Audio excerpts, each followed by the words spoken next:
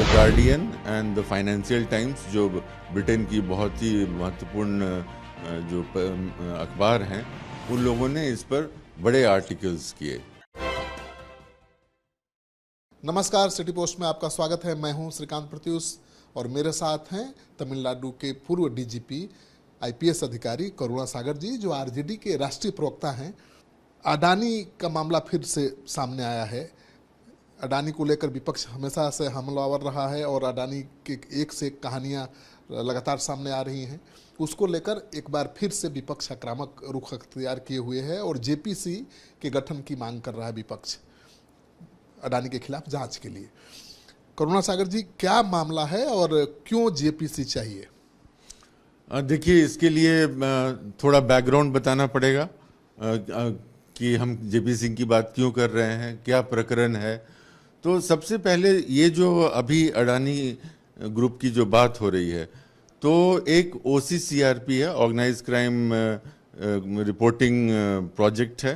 ये कई पत्रकारों ने मिलकर बनाया है और ये इन्वेस्टिगेटिव जर्नलिज्म करते हैं। तो इन पत्रकारों ने जो इन्वेस्टिगेशन किया अडानी ग्रुप पर 2013 से लेकर 2018 के दौरान, और उसमें बहुत सारी गंभीर आर्थिक अनियमितताएं पाई गई और इसको उन्होंने जागृत किया। और उसके आधार पर the guardian and the financial times, जो ब्रिटेन की बहुत ही महत्वपूर्ण जो अखबार हैं, उन लोगों ने इस पर बड़े आर्टिकल्स किए। और फिर राइटर्स और ब्लूमबर्ग ने इस बात को टेकअप किया। उसके बाद पूरे विश्व में, देश की मीडिया में, सब जगह बात आई। और कल राहुल गांधी जी ने इसके बारे में प्रेस कॉन्फ्रेंस करके डिटेल बताया। तो अब देखते हैं कि क्या है आरोप, क्या है। तो अगर आरोप के एलिमेंट्स देखिए, जो हमारे देश में जिसको आर्थिक अपराध मानते हैं, वो सारे हैं। इसमें हवाला भी है, इसमें मनी लॉन्ड्रिंग भी है, इसमें इनसाइडर ट्रेडिंग भी है, इसमें शेल कंपनीज भी है। तो आरोप ये है कि भारत से लगभग 1 बिलियन रुपया विदेशों में गया और विदेशों में राउंड रोबिन तरीके से वर्जिन आइलैंड्स, बरमुडा, मॉरिशस के माध्यम से, फॉरेन पोर्टफोलियो इन्वेस्टर्स के माध्यम से उसको देश में लाया गया। मैं कोशिश कर रहा हूं कि जितना भी ब्लैक मनी को विदेश भेजकर फिर उसको कंपनी में इन्वेस्ट किया गया, सच है। अदरवाइज अगर ये मनी साफ मनी रहता तो यहाँ लोकल इन्वेस्ट कर सकते थे, लेकिन चूंकि इसको अकाउंट नहीं कर सकते हैं तो इसको घुमाया गया। और ये एक सीरियस अनियमितता है। दूसरी, ये इसमें इनसाइडर ट्रेडिंग है। जो 3 लोग हैं जिनका नाम हम आगे आपको बताएंगे, वो तीनों लोग इस कंपनी से जुड़े हुए हैं और उन्हीं तीनों लोगों ने इस पूरे प्रोसेस को फैसिलिटेट किया था। अब बात आती है कि कोई कंपनी अपने शेयर के प्राइस को क्यों बढ़ाना चाहती है, उससे कंपनी को क्या फ़ायदा होता है। तो देखिए, कंपनी का जब वैल्यूएशन बढ़ता है तो उसको बहुत सारी सुविधाएं मिल जाती हैं।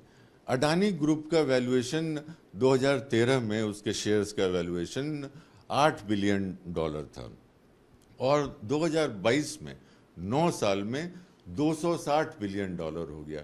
तो आप देख सकते हैं किस तरह एस्ट्रोनॉमिकल ये जो ग्रोथ हुआ है।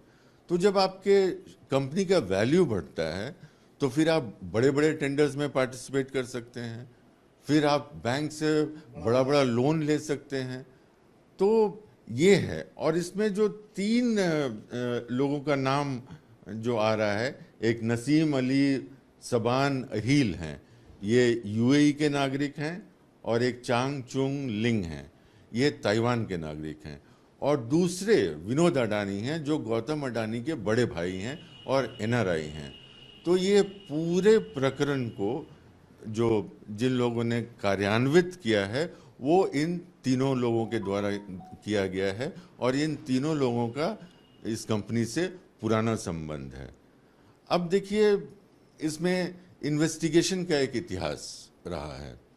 2014 के जनवरी में नजीब शाह जब डीजी थे डीआरआई के, डायरेक्टरेट ऑफ रेवेन्यू इंटेलिजेंस के, तो उन्होंने सेबी को एक पत्र लिखा कि इस तरह से इस ग्रुप में बाहर से, विदेशों से धन आ रहा है और उन्होंने कंपनीज वगैरह के बारे में भी डिटेल बताया। उन्होंने भी कहा कि उनके पास पर्याप्त सबूत है, सीडी है। जी, देखिए, DGDRI एक गवर्नमेंट ऑफ इंडिया का सीनियर पदाधिकारी होता है, फाइनेंस मिनिस्ट्री के अधीन होता है, तो वो अगर लिख रहा है इस बात को तो इसकी अहमियत है।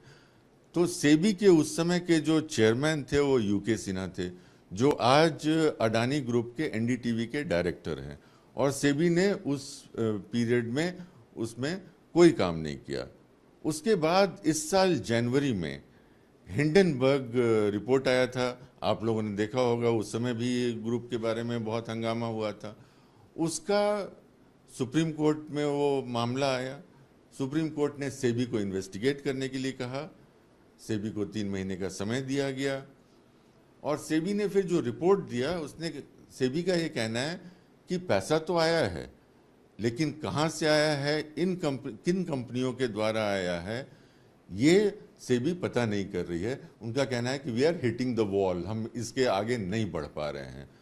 तो अब इस पूरे प्रकरण में, और इसके बाद जो अडानी ग्रुप के द्वारा जो क्लैरिफिकेशन आया है, उसमें कहीं भी जो मुद्दे उठाए गए हैं उन मुद्दों पे बात नहीं की गई है, इमोशनल बातें की गई हैं, या ये कही गई है कि ये जो पुराना जो आरोप था वही दोबारा लगाया जा रहा है। लेकिन इस बार इस जो मुद्दे उठाए गए हैं इस रिपोर्ट में, उन मुद्दों पे वो साइलेंट है। तो हमारी ये मांग है कि जो एजेंसीज हैं भारत सरकार के द्वारा जो संचालित होती हैं, वो शायद सक्षम नहीं हैं, क्योंकि सरकार के साथ अडानी ग्रुप की संलिप्तता बहुत मानी जाती है और इसकी हमेशा चर्चा भी होती है। प्रधानमंत्री से मोदी अडानी की करीबी चर्चा में तो रहती ही है। जी, हमेशा चर्चा में रहती है। इनफैक्ट जब प्रधानमंत्री के साथ सॉरी अडानी जी ऑस्ट्रेलिया गए थे, तो उस दौरे के बाद अडानी ग्रुप को ऑस्ट्रेलिया में बहुत सारे कोल माइंस दिए गए थे, जिसके लिए ऑस्ट्रेलियन मीडिया में भी काफ़ी बातें उछाली गई थी और वहाँ के सरकार के खिलाफ बातें लिखी गई थी। उसी तरह से श्रीलंका में एक मिनिस्टर ने बताया कि अडानी ग्रुप को टेंडर देने के लिए भारत सरकार के द्वारा हमें प्रेशराइज किया गया था। तो हमारी मांग है कि ज्वाइंट पार्लियामेंट्री कमेटी फॉर्म करके इसका इन्वेस्टिगेशन हो, ताकि दूध का दूध और पानी का पानी हो जाए, और प्रधानमंत्री इस मुद्दे पर अपना पोजीशन साफ कर दें, क्योंकि देश में एक अविश्वास का माहौल बन गया है। प्रधानमंत्री जी की छवि पर एक तरह से अविश्वास हो रहा है, तो वो अपनी अपनी बात को रख के देश की जनता को विश्वास में लेके और जो परिस्थिति है उसके बारे में बताएं। आप लोगों का मानना है कि जो जांच एजेंसियां हैं जो आर्थिक अपराध देखती हैं, वो सरकार के नियंत्रण में है, और सरकार नहीं चाहती है कि अडानी के खिलाफ जांच हो, तो निष्पक्ष जांच के लिए जेपीसी बनाई जानी चाहिए। आपकी यही कहना है? हमारा बिल्कुल यही कहना है, क्योंकि जो अभी तक जिस तरह की जांच की गई है और जिस तरह से व्हाइट वॉशिंग की गई है, तो इससे साफ जाहिर है कि एजेंसीज का मादा नहीं है प्रॉपर इन्वेस्टिगेशन करने का। सीबीआई ने भी तो कई मामलों को रफा दफा कर दिया था, जो अडानी के खिलाफ था, उसको बंद 3 साल में ही कर दिया था। तो वही तो मैं कह रहा हूं कि चाहे सीबीआई हो या सेबी हो, इस मामले में ईडी को कॉग्निजेंस लेना चाहिए था। यहाँ मनी लॉन्ड्रिंग का बात होता है, लेकिन ईडी ने भी कुछ नहीं किया। इसलिए ज्वाइंट पार्लियामेंट्री कमेटी होगी तो उसमें सांसद होंगे, और जब सभी पार्टी के सांसद होंगे और एक गंभीर तरीके से इन्वेस्टिगेशन होगा, तो इसमें कहाँ से पैसा आया, किसका पैसा था, कैसे पैसा बाहर गया, किन कंपनियों के द्वारा आया। जो शेल कंपनीज क्या होती हैं, एक कमरे में 4 कंपनीज रजिस्टर्ड हैं जिनका कोई ट्रांजैक्शन नहीं है, लेकिन वो बड़े बड़े इन्वेस्टमेंट कर रही हैं। तो इनके तह तक जाने के लिए एक गंभीर विवेचना की जरूरत है। आप सुन रहे थे करुणा सागर जी को। इनका कहना है कि आरोप गंभीर है और इस मामले की जांच जेपीसी के द्वारा ही कराई जानी चाहिए, क्योंकि जो जांच एजेंसियां हैं उन पर भरोसा विपक्ष को नहीं है। आपको इनके दावे में दम दिखे तो कमेंट बॉक्स में जाइए, अपना कमेंट जरूर लिखिए, और इस वीडियो को ज़्यादा से ज़्यादा शेयर करिए, ताकि ज़्यादा से ज़्यादा लोगों को पता चल सके कि क्या है अडानी और मोदी का मामला।